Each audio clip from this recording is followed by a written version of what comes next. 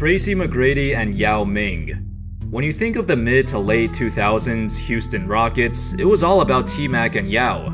The two of them were both voted in as starters in the All-Star game for 3 straight years from 2005 until 2007, becoming one of the few pairs in NBA history who've ever done that.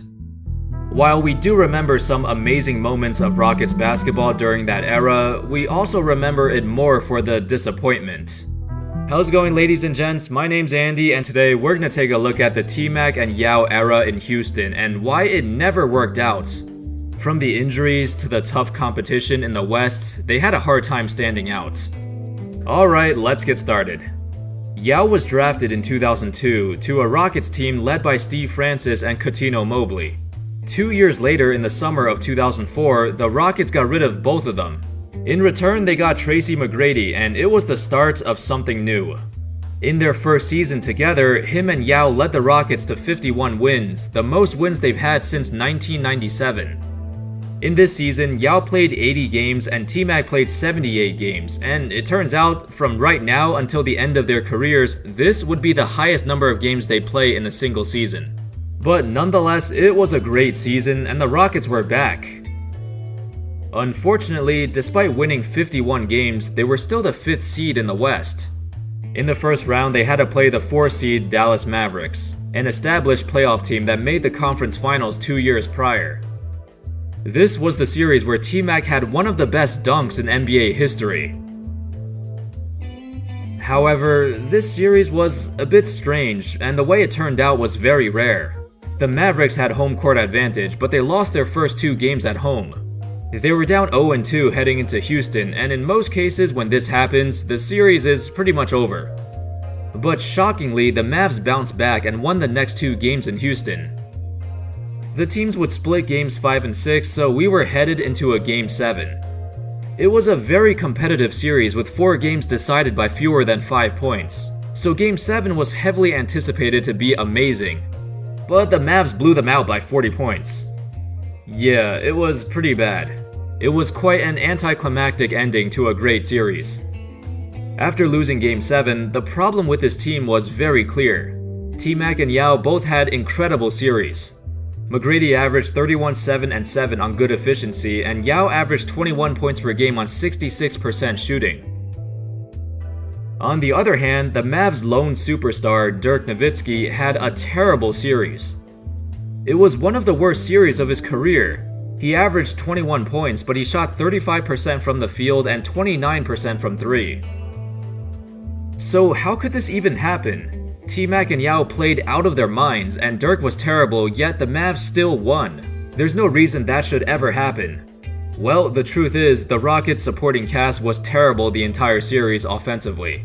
Their 3rd and 4th leading scorers were Mike James and the 35-year-old John Barry, who both came off the bench.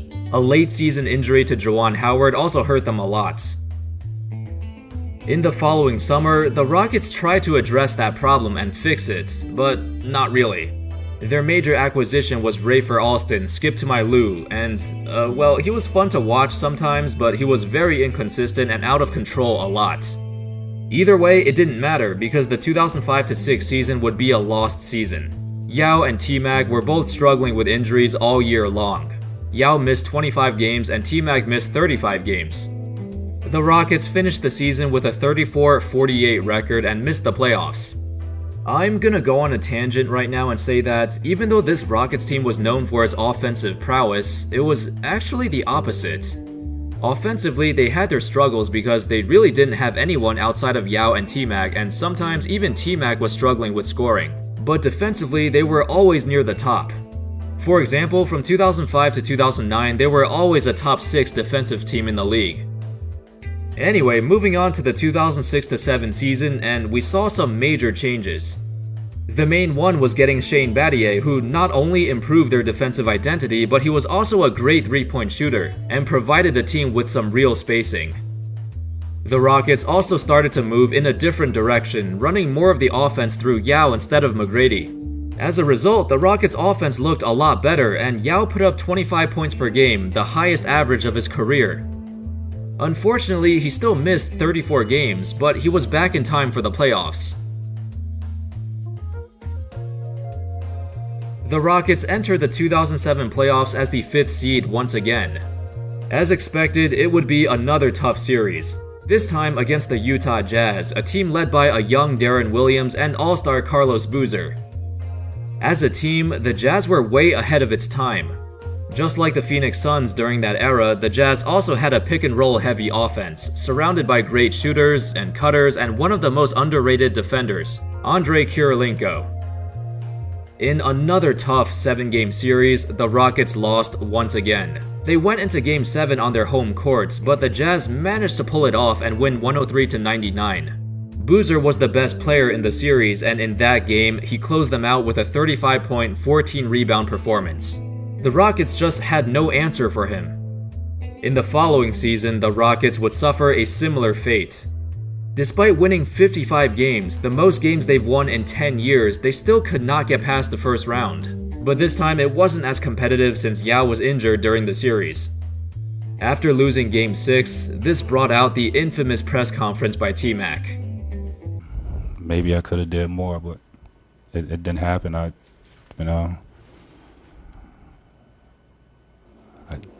tried, man. I tried. If you weren't creating shots for people in the series, it was very difficult to get anything done offensively.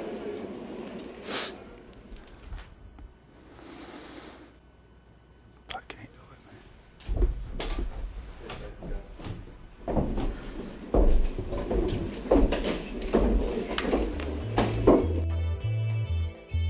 I saw this live and it was a sad moment.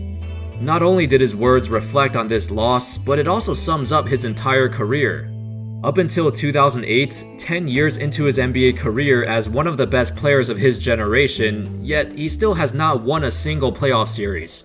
The perception of McGrady was getting worse every year, and to make matters worse, in the following season, with him injured for most of the season, the Rockets had a higher offensive rating than in any other season with him.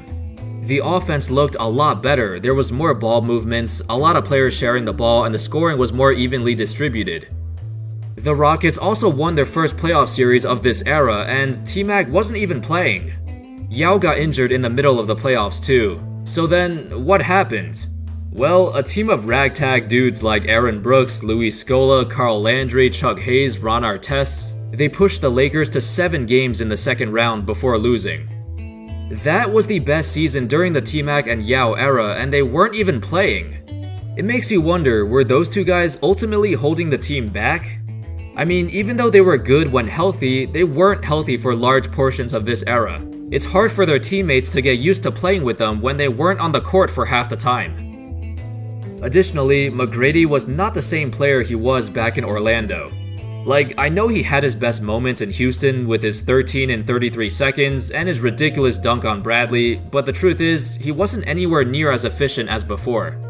In almost every season he was there, his scoring efficiency was well below the league average. That was the main reason why the Rockets were a mediocre offensive team, especially since T-Mac's usage rate was off the charts.